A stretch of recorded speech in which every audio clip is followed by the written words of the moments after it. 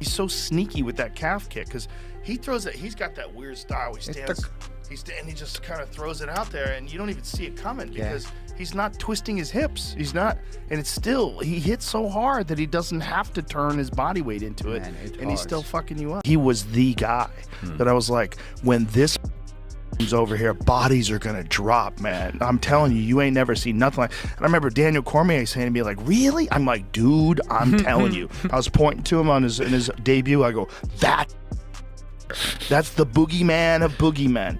I go, "He knocks people into orbit." And I was showing him some videos of kickboxing fights, and he was like, "Holy!" I go, "Dude, everybody he touches, he's got the touch of death." And then we start steamrolling people in the UFC. No one does it like Alex Pereira does. He does it so sneaky. It's also, he's got that crazy long frame, you know, but he stands almost like square and then just throws the leg out. Like, you don't even see anything coming.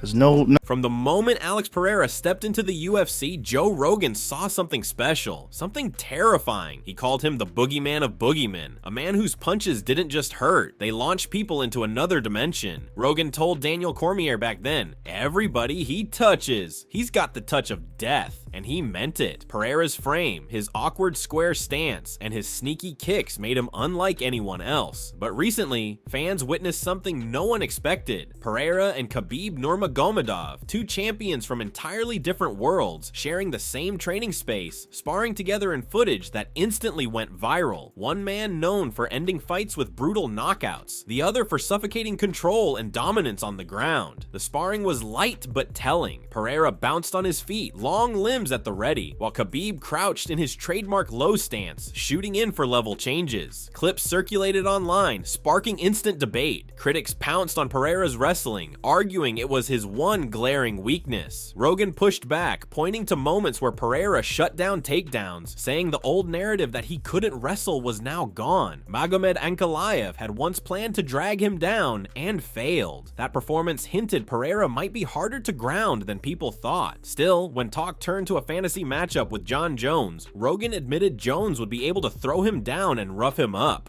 Rogan found the sparring fascinating, calling it a rare glimpse into pure technique. Two fighters with completely opposite philosophies. You don't get very far when you start talking about Alex Pereira versus John Jones. You just don't get there because we know that John can throw him down and beat him up. Like, that's just something that John does so well. He can throw people down and then beat them up. Well, you go watch this fight and you go, well, hey, you know what? It turns out that old Alex Pereira ain't so easy to take down. Alex Pereira really showed some stuff. That entire narrative that he can't wrestle and he can't defend is now gone. Uncle Liev revealed his plan, and that was to take him down. His plan failed. Alex Pereira moving up and now dominating two different weight divisions. He's a beast, man. I've been training with him. Sometimes he's a beast. Where do you train with him? Glover's place. In Danbury? In Connecticut? In Danbury, and also he went to my place too with Glover. Because Glover and I, we are very close, no? Still? Still. Really? Sometimes we get together and we training with Alex and training. He knows how to fight, you know, he's a beast. Because people know he's kind of awkward sometimes. His movements look, only he can do that movement. He was beating up everybody over there, dude. And it was the way he was doing. He was putting them into orbit. You just never know though, because the straight Dustin Jacoby, kickboxer. that Dustin Jacoby KO. Savage. Jesus Christ. I was like, this fucking guy's terrifying. He was just different. He was just different. Like, the power was different. The style was different. It's a weird style. Hands down, weird movement. Like, but super technical, man. Pereira trying to take your head off. Khabib aiming to take your will. Seeing them move together without ego was surreal. He made it clear this wasn't about proving who was better. It was about learning. But that didn't stop the internet from turning it into a battleground. Fans fired off comparisons of their legacies, with some saying this is exactly why Khabib could never be considered the greatest. Others went deep into breakdowns, slow motion analyzing every feint and sprawl. Then the conversation shifted toward the potential fight at UFC 317 between Pereira and Ankalaev. On paper, Ankalaev's wrestling could be a serious problem. Coming from Dagestan, he's built to exploit the ground game, while Pereira's stand-up is among the most dangerous the sport has ever seen. The touch of death left hook, the massive fists, the ability to check kicks, it's all there, but not everyone was convinced Ankalaev could execute the perfect game plan. He'd struggled before against fighters like Paul Craig, who actually submitted him. Some believe Pereira's power would be too much if Ankalaev stood with him for too long. This debate didn't happen in a vacuum. Pereira's career has been on a tear. Title defenses against Jamahal Hill, 2 wins over Jiri Prochazka, and a violent TKO against Khalil Roundtree Jr. in just over a year. 3 high-stakes wins that kept his name in the conversation with legends. But not all moments have been dominant. His loss to Ankalaev at UFC 313 exposed vulnerabilities. It wasn't a brutal finish, but a controlled, calculated decision win where Pereira looked slower, hesitant. Whispers about injury, illness, and overtraining swirled. Whether true or not, the image of him being technically shut down stuck in fans' minds. Khabib never commented directly on the fight, but his team made their stance clear. Islam Makhachev said Pereira was dangerous in chaos, but folded against structure. Ankalaev's win was framed as proof of the Dagestani system's superiority, pressure, control, and patience. Khabib even reposted celebration shots from Ankalaev's camp.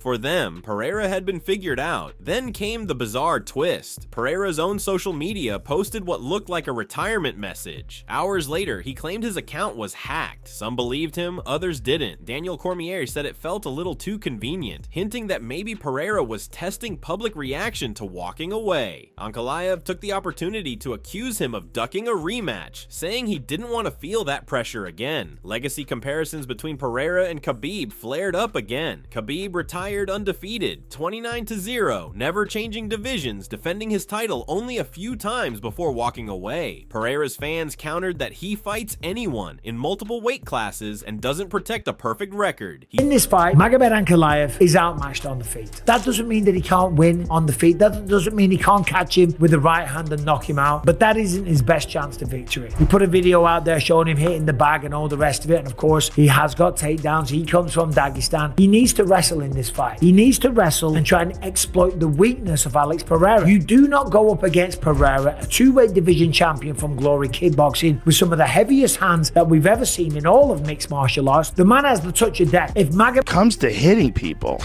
that dude, he's fucking technical too, man. It's not just power. The way he's setting Izzy up. That left hook. The left hook is so fast. Murderous. And he checks kicks as good as anybody, man. I fought him when he fought Strickland, and his fist is like literally both mine put together. It was so massive. Dude, and they're long. Yeah. They're like long fists. Just a big fella.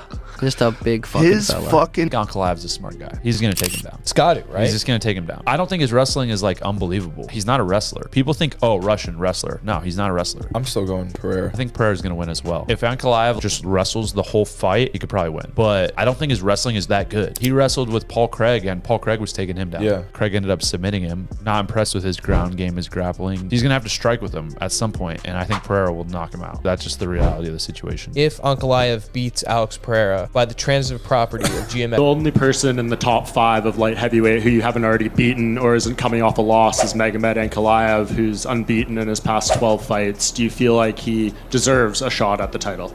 Bom, todo mundo merece, mas eu não sou o cara para decidir. Acho que as pessoas têm que perguntar isso pro Dana White. Eu tô pronto para qualquer Everybody deserves, but I'm not the guy to ask. They gotta talk to Dana White. I did ask him, and he said if you wanted to fight him, he'd give you that fight. He chases challenges. For them, that risk-taking could make his legacy even bigger, even if it comes with more losses. Rogan and others have noted Pereira's unusual style. He's not a textbook Muay Thai fighter, nor a traditional Dutch kickboxer. He started in boxing, adapted to kickboxing, and brought that hybrid style into MMA. The awkward stance, the calf kicks that come with no hip turn, the sneaky power. He breaks patterns. That unpredictability is part of his danger, but unpredictability can fade if a fighter starts to believe their own hype. MMA veteran Don Fry issued a warning, saying Pereira reminded him of fighters who burn too hot, too fast. Fry spoke from experience, fighting injured, relying on painkillers, letting promoters talk him into too many fights, and nearly dying as a result. He said the sport doesn't care about you once you're done, urging Pereira to pace himself. Sonnen echoed the message, saying the biggest mistake in MMA is thinking you're untouchable. That's when the fall comes. Pereira has brushed off retirement talk, saying his focus is on a rematch with Ankalaev. He admits fans are used to seeing him fight constantly, and when he's gone for a few months, people assume the worst. But he's taking the time to recover, reset, and come back sharper. Ankalaev, meanwhile, continues pushing the he's done narrative, using Pereira's name to boost his own visibility. And Pereira knows it, calling it a publicity stunt, saying most people don't even know Ankalaev is the champion. Not everyone is counting Pereira out. Sean Strickland, who fought and lost to him, believes he can win the rematch if he resets mentally. Strickland pointed out the difference in pressure. Ankalaev can live in near anonymity, while Pereira is recognized everywhere, pulled in 100 directions. That fame, Strickland said, can drain a fighter's focus. His advice? Step back, clear the head, stop traveling so much, and come in fresh.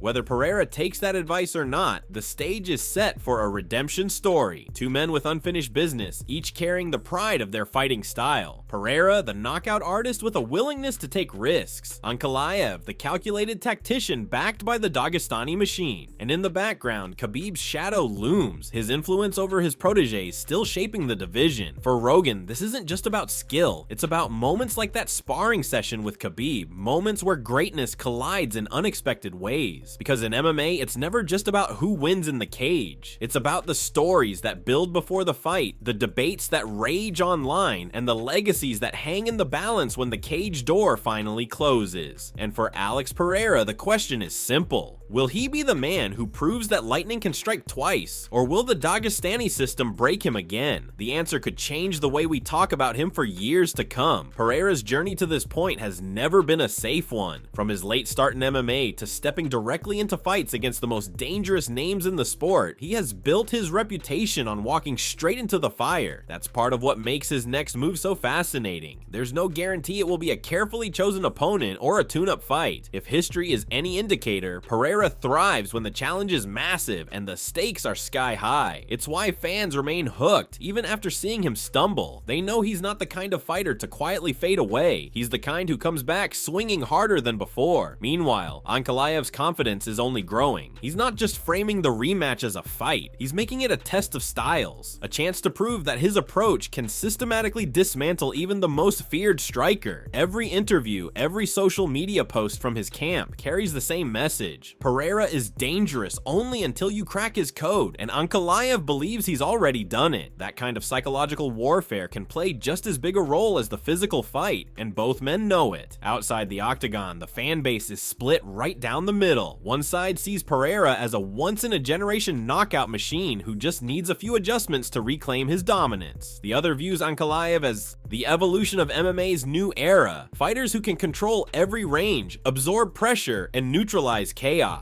It's a clash that goes beyond two men. It's about the identity of the sport itself. And in the middle of it all, Joe Rogan's original words about Pereira's touch of death still echo, a reminder that in MMA, one perfect strike can rewrite everything in an instant. When the rematch finally comes, it won't just decide a belt, it will decide whether Pereira's reign was a brilliant spark that faded too soon, or the opening chapter of a legendary second act. And if history has taught us anything, it's that fighters like Pereira don't go quietly. The man who once knocked opponents into orbit is coming with every intention of doing it again, no matter who's standing in front of him.